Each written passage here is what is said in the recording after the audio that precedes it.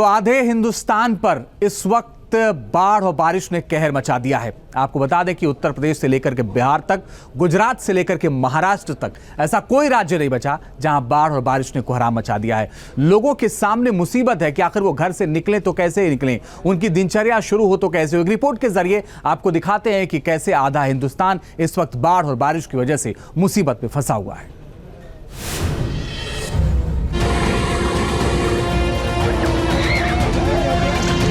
लहरों का शोर,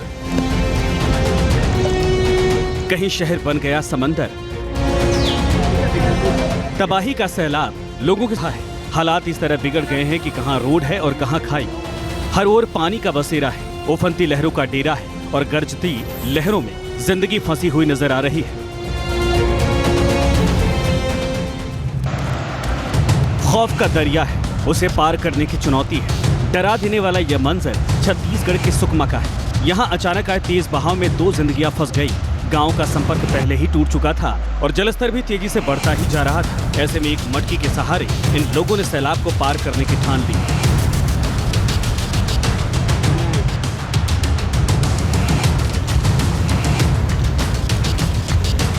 लगातार बारिश और डैम से पानी छोड़े जाने के बाद सुकमा में गोदावरी और शबरी नदियों का कहर टूट रहा है। किनारों को चीरती हुई लहरों ने गांव के गांव को टापू बना दिया है, जिसके चलते मझधार में हर रोज जिंदगी ऐसे ही दांव पर लगती है।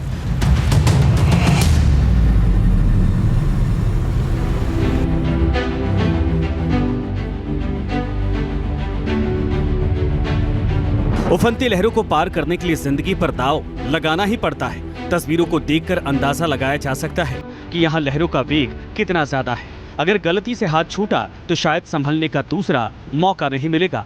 बावजूद इसके ह्यूमन चेन बनाकर लोग लहरों के तूफान से बच निकलने की कोशिश करते दिखे।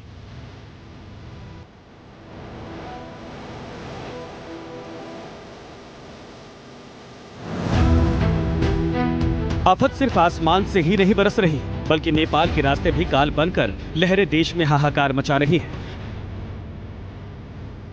बिहार में कोसी की तरह यूपी में घाघरा नदी का जलस्तर भी लगातार तेजी से बढ़ता जा रहा है और घाघरा नदी के बेल्ट वाले जिलों में त्राहिमाम मचा रखा है।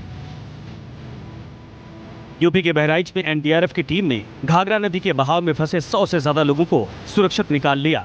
गिराज बैराज से अचानक लगभग 2.5 लाख क्यूसेक पानी छोड़े जाने से नदी के बीच बने टापू में 100 लोग फंस गए थे।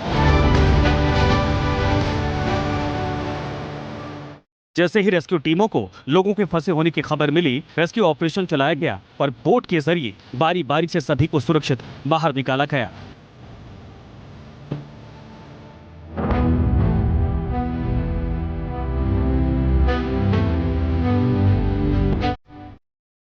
एक सप्ताह से यूपी सैलाब से तरबतर है। शाहजहांपुर, हरदोई से लेकर गोरखपुर, काशी तक बाढ़ का विकराल रूप देखने को मिल रहा है। गंगा नदी भी उफान पर है। वाराणसी में गंगा में 30 घाट डूब चुके हैं।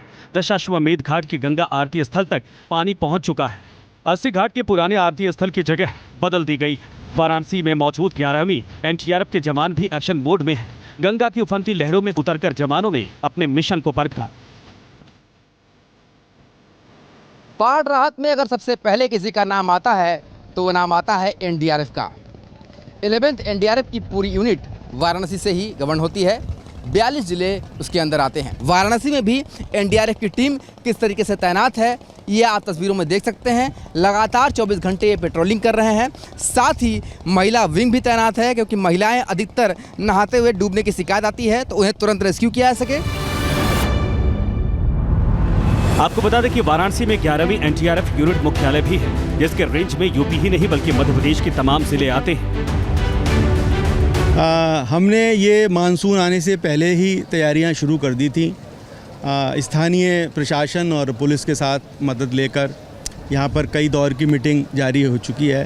हर जगहों को चिन्हित कर दिया गया है कि अगर जो निचले इलाके उनमें पानी भरता है तो वहाँ के लोगों को कहाँ विस्थापित किया जाएगा, कहाँ कैंप लगेंगे और उनको पूर्व चेतावनी भी दी जाएगी।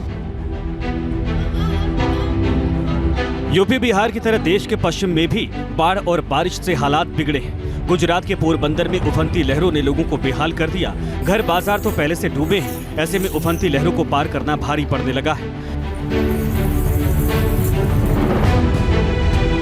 ये तस्वीरें रोकड़िया हनुमान मंदिर की हैं। तस्वीरों में देखिए, जहां तक नजर जा रही है हर तरफ पानी ही पानी दिखाई दे रहा है। मंदिर परिसर में हर तरफ घुटनों तक पानी भरा हुआ है।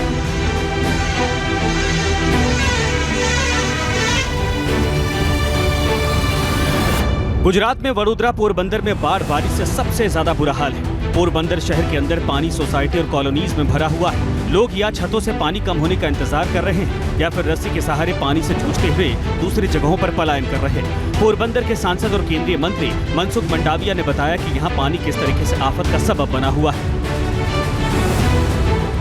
पिछले 3 दिन में भारी बारिश हुई है और ये बारिश को देखते हुए पोरबंदर डिस्ट्रिक्ट में कई नदियों में बाढ़ भी आई है और भारी बारिश की वजह से कई लोगों को रेस्क्यू करने की आवश्यकता थी।